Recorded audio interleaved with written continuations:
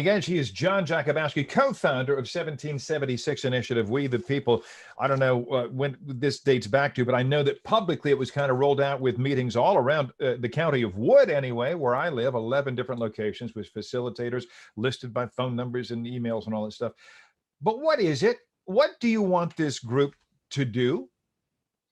Yeah, I think part of the goal is to generate civil dialogue, to study the ideals of the founding of America and the Declaration of Independence and where we've been imperfect and why, and then how we can, as Abraham Lincoln said, approximate ourselves towards those timeless truths and become engaged in the process of bettering America. So these meetings with hundreds of people that have attended really cultivate a recognition that I can be engaged and should be engaged for the good, the beautiful, and true in my local community. All right. One of the things when I hear about critical race theory, and people, I don't want that taught in my schools. Okay. But you know, our kids these days, you're a parent, I'm a parent, I'm a grandparent these days. Go kids. Just the fact that they're aware of the debate, they're going to find their own answers. They're already on the internet looking at what this stuff is or what they're being told it is. They're Googling it left and right.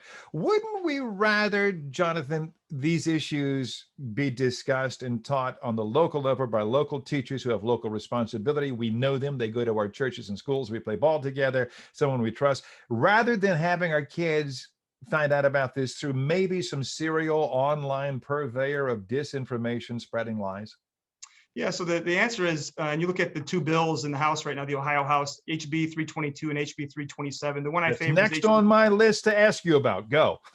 Well, HB 322 is the one that I favor. It's only targeting K-12 schools. It's not a question of teaching the critical race theory as a theory, just like you would teach civil rights as a theory that's being applied. In this case, CRT believes that our institutions are systemically racist and must be absolutely toppled and changed in order to create transformation.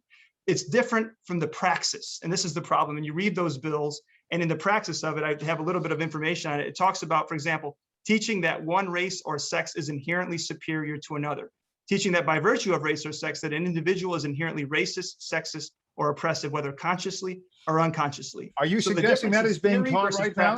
Are you telling me that's being taught right now in schools? Yes, I have examples all across the country. Okay, well, I have an issue with, you mentioned 322 and 327, and apparently I'm going to be moderating. The League of Women Voters have asked me to do something. It'll be a Zoom thing. It's coming up in September. You'll probably hear about it on Leading Edge because I know somebody. But I was going to ask you, do you support legislative efforts in Columbus? One of apparently, which now tells professors, you talked about your support K through 12, Johnathan, appreciate that. Professors can't teach divisive issues. I mean, life is full of divisive issues. Schools are where students go to learn how to work their way through, give a quantitative examination of issues so that they can sort these things out for themselves. And by the way, who would decide what is a divisive issue anyway?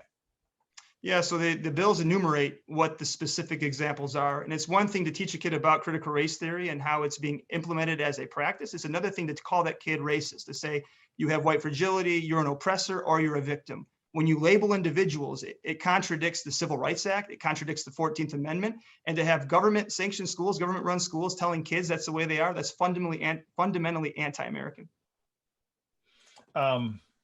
For people who have interest and they want to find the 1776 Initiative, which you co-founded with a brother-in-law, where can they find you? They can reach out to us at 1776@ccv.org. CCV, what is that? That's community values. What is that? Yeah, that's our 501c3. It's an educational initiative. It's just focused on educating individuals and encouraging them to be engaged in their local communities. You know, the Republican Party, and you're going to tell me, Jerry, I didn't do this as chairman of the Republican Party. The Republican Party has long said, you know, we should keep larger government, the state of Ohio, the federal government, out of our local educational systems. It should, the more we do locally, the better.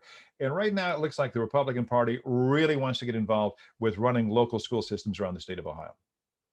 Yeah, I think the answer to that is government is supposed to do what it's intended to do. And the 14th Amendment and the Civil Rights Act make it very clear where government should be involved and not. For example, back in Alabama, when they had segregation, it was important that the government got engaged to prevent segregation from happening. So it's not that we want no government, it's that we want government to stay limited in the specific lanes that it's called to do what the Constitution enumerates. That's the important piece. This doesn't sound like limited government. I believe it is, because it's focused on the issue that matters. Okay.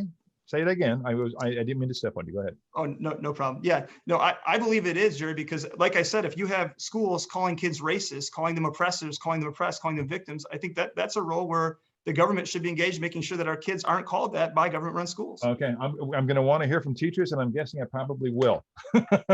Left and right. Yeah, and again, I have examples all across the country. It doesn't mean it's happening in every school district. In many ways, what we're doing in Wood County is it's an educational forum for parents to be engaged, to understand what's happening around us outside of our borders, to have these conversations locally in a civil way. 1770 civil. Let's underscore civil, people, all of you, please. 1776 initiative, We the People. He is co-founder Johnathan Jakuboski. Always good spending time with you on Leading Edge. Thanks for spending time here, sir. Thank you very much. It was an honor to be on. Always nice to talk with you, and I'll be right back.